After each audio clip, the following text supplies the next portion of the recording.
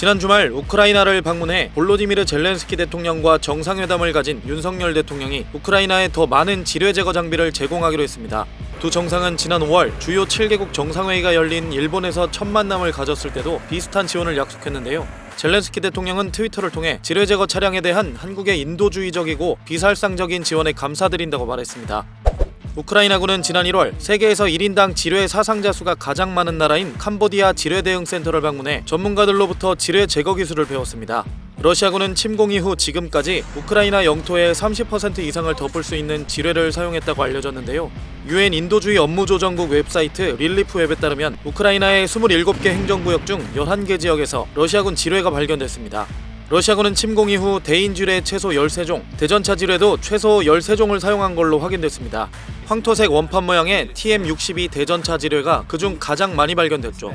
우크라이나 국가비상국은 자국 영토에서 지뢰의 위험을 완전히 제거하는데 최소한 10년이 걸릴 걸로 전망했습니다. 반격작전을 펴고 있는 우크라군에게도 러시아 지뢰는 가장 큰 걸림돌입니다. 러시아군은 올해 초부터 수개월에 걸쳐 우크라군이 남부 멜리토폴과 베르디안스크 방향으로 밀어붙이는 것에 대비해 엄청난 면적의 지뢰지대와 대전차 도랑 등을 만들어 다층 방어선을 구축했습니다. 지뢰를 얼마나 많이 심었는지 러시아군 전차나 병사들마저 자신들이 심어놓은 지뢰를 밟고 손실을 입는 경우도 여러 차례 발생했습니다. 뉴욕타임스에 따르면 우크라이나 병사들에게 지난 5주 동안 반격이 지지부진했던 이유를 물었더니 지뢰 때문이란 대답이 가장 많았습니다. 서방에서 제공한 주력 전차와 장갑차들도 상당한 피해를 입었는데요. 우크라이나군에 지원된 독일제 레오파드2 전차와 미국 브래들리 장갑차 등의 서방 무기 손실률이 한 달여 만에 20%에 이른 것도 바로 이 지뢰 때문입니다. 우크라군이 이렇게 지뢰에 발이 묶인 상황에서 한국이 비살상 분야인 지뢰 제거 장비와 기술을 지원하는 것은 살상무기 못지않게 전황에 영향을 줄 수 있을 걸로 보입니다.